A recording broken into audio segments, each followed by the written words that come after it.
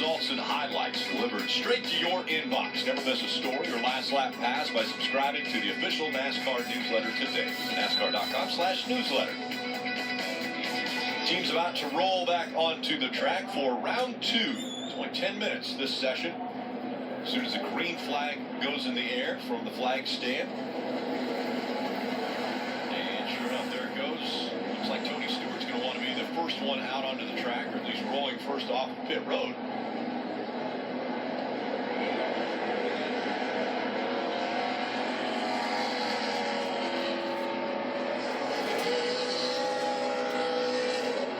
Shadows getting a little bit longer. Local time, 5:47, Kansas City, Kansas.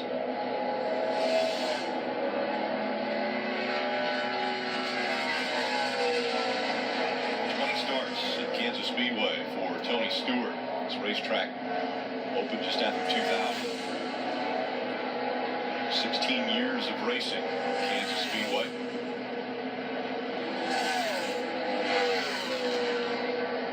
Tony Stewart, who made the chase, was in the round of 16, but one of the 4 that were eliminated after the first round.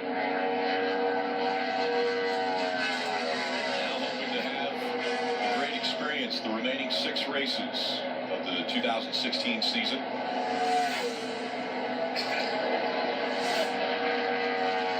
what this time is for the 14 and Tony Stewart. I'm a little surprised. Close behind him, 25-30 Crowley. So it's the 88 of Alex Bowman, who ends up running faster than Tony Stewart. Bowman runs a 28-34.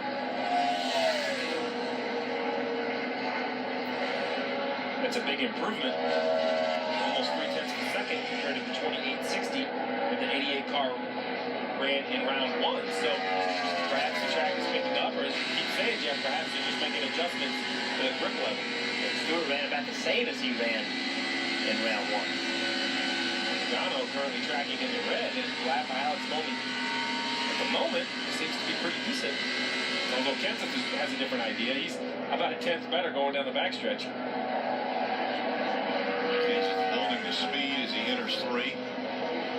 Matt Kenseth just been far enough off the radar this year. Something strikes me. He's my pick for Miami. Something strikes me about him that Joachim Pippen has been good.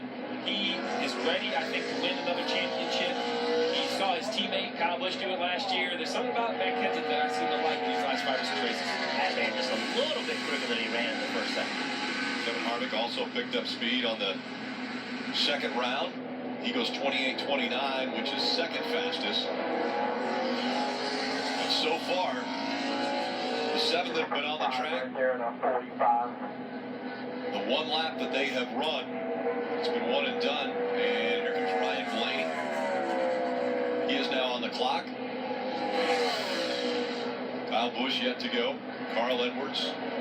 21 of Ryan Blaney never got to the bottom of 1 and 2. You saw him try to make a late entry. He tried to help himself position for the exit of the corner, but never got to the white line in the middle of the corner.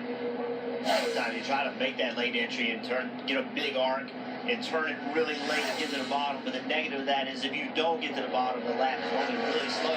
He went through 3 and 4 really well. He went through 3 and 4 as well as Kenseth did, but he lost it all in 1 and 2. Blaney able to post the 6th quickest time. Danica Patrick.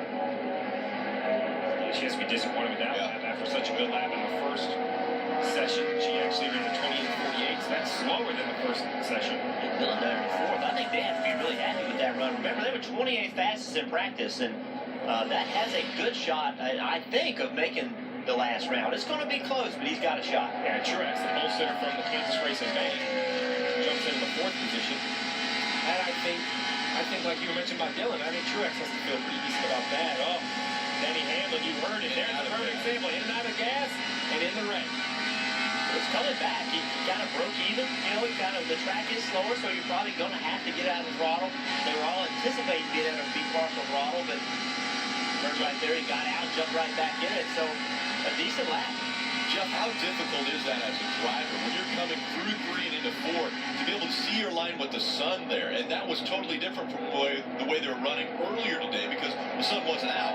I think that's the key. I think the key is that now everything you're looking at is different, meaning that when you have references on the racetrack, some guys use references on the wall, a sign on the wall, all sorts of things to know when to be out of the throttle, when to turn your car off, things like that.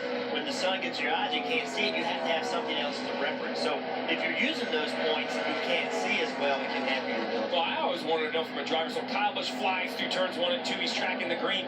Heading into turn 3, do you feel as that pressure? Do you know you had it in turns 1 and 2? Don't overdrive turn 3, although Kyle Busch is going to lay a great lap down. Yeah, you typically know when you have a good 1 and 2. When it's average, that's when it's up. Like when you go through there, you're like, well, I think it was good. Kyle Busch going to the top, but I'm not sure how good it was. That's when you don't know getting into turn 3 how hard to push it. Kyle Busch goes 28.106 for his lap and is the fastest car on the track. Chase Elliott. He was the slowest of the chase cars in the first round, was only 23rd quick, but that was good enough. You only have to be good enough to move through to the cut line, but currently right on the cut mark, trending a little bit better than the 41 off turn 2. We've seen this with Chase Elliott. We've seen him give up speed getting into the corner, typically find speed leaving the corner. Let's see if that continues in 3 and 4. It looks like it is. Yeah, both broke even leaving the corner. And now the top 15 all have picked up time from round 1, so they've been able to get faster in round 2. Will we see that trend continue in round 3? I think a majority will pick up. Now Kyle Busch at 28.10. That's a big chunk of up back, Kansas. We'll see. As we follow along with Jimmy Johnson, see him weaving the car, trying to get heat in the tires. He's left pit road going as hard as he can. He's going to run up the racetrack. You see where he is. When he comes back around, he'll be on the bottom. He's in the throttle as hard as he can be. He's trying to be up the racetrack to not bog the car down, to slow it down, so he's carrying more speed when he gets into turn 1. Green as he enters turn 1. Can he hang on to it? Got to the bottom of the racetrack, was able to reaccelerate. Not quite like he wanted to. You can see him falling back a little bit. He's going to have to find a little bit of speed in 3 and 4. He lost speed coming out of turn number 2. That momentum killed him, but now he's gaining it back. He had it a little as he was entering turn 3, but now lost a lot as he comes out of 4. Guys, he radioed that the car was way tight on that run. Way tight. It's probably not enough time to make another run, and he's down in 18th right now. I think with only just under 3 minutes left, it'd be very difficult to get in, get the car cooled down, and make another run. It'll be close, but I don't think he'll be able to. Kurt Busch, Joey Logano, Jimmy Johnson, 3 chase drivers not in the top 12. The non-chase drivers up there, Alex Bowman, Ryan Newman, and Tony Stewart. And how about the 47 at AJ Allmendinger? We saw a lot of speed out of this car last week. Good qualifying in Charlotte. Ran the top half of the race, up inside the top 5, up inside the top 10. They seemed to lose some speed as the race went, but this is the second week in a row. AJ Allmendinger, I think, outrunning expectations, running closer to the front. Yeah, up to 6. I think last week they had a newer generation RCR car. We saw some speed with that. They had a mechanical problem, is what I was told, and that's why throughout the race they were having problems. But like you said, a lot of speed in the race. Kyle Larson way up the racetrack. Missed 1 and 2, and it looks as though that will get you qualified 24th. Yeah, this lap isn't going to help out a lot for Kyle Larson. Yeah, and he doesn't come in because with 2 minutes left, there's no extra time. We'll see if he can run another lap. We'll see if they have enough tape open or cool enough water that he can run 2 laps. We'll have to see. Ricky Stenhouse Jr., after battling back after slamming the wall coming out of turn 4, making it into round 2. We'll see if he can advance out of round 2 and round 3. That lap 18th quickest. That's not going to get it done.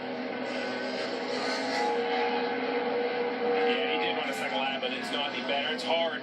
Tires have a second lap on them. They're hot. They're slick. It's just not going to improve. As we see Logano, though, he's going to try to improve. It's trending in the green.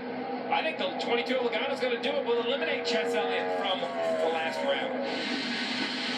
Logano goes all the way up to 4th. That pushes Chase Elliott out of the top 12. Now, Brad Keselowski, who's sitting on pit road, is currently 12th. Tony Stewart is going to go. He's going to try to do another lap.